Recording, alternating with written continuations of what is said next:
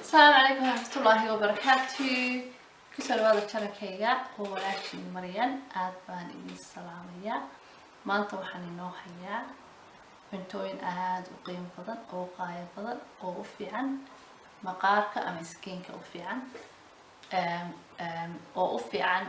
عديها ونفي عن تمها سوى في عن تمها عديها إيو سكينك أم مقارك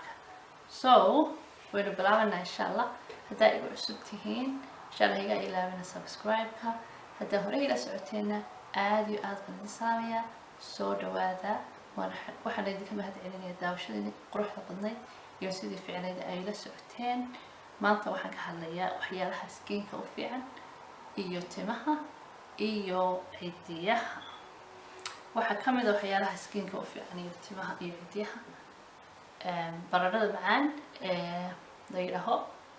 sweet potatoes Soomaaliduna yiraahdaan baradhada macaan waxay ku fiican tahay skiinka ka dhigtaa caafimaadkiisa ayay u fiican tahay waxay ka ilaalisaa waxyaalaha damage-ka ka ilaalisaa caafimaadka skiinkana kor bay u qaadaa oo aad iyo aad skiinka ugu fiican tahay baradhada asi qoraxdana way ka ilaalisaa waxa kale oo nagu xiga looska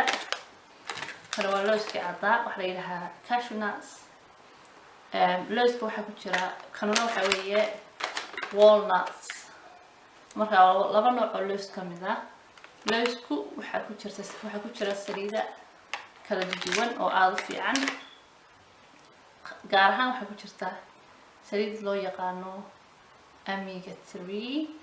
fatty acids marka jidhku ma sameeyo saliidaas marka aad iyo aad ugu fiican tahay caafimaadka ciddiyaha caafimaadka timaha iyo caafimaadka maqaarka marka ka faa'iideysta insha Allah cuna hadaa doonaysan skiinkiinu yaraado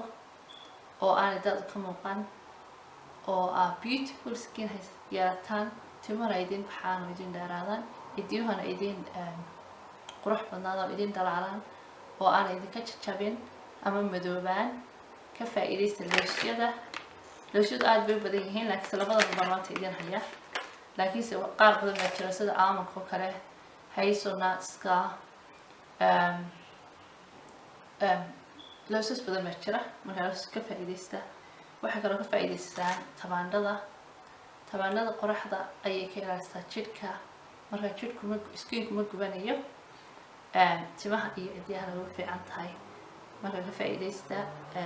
tabaandhada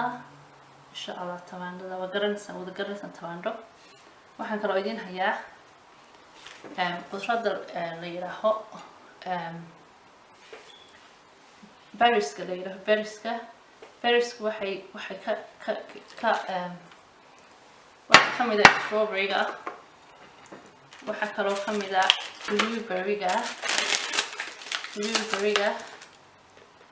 waxa kale oo kamid ah canbaha ama grapes-ka waxa grapes waxa la yiraahdaa grapes waa isagoo cas iyo isagoo green ah mid kale madowina wuu jiraa waxaan oo dhami waxay body-ga waxay ka saaraan sunta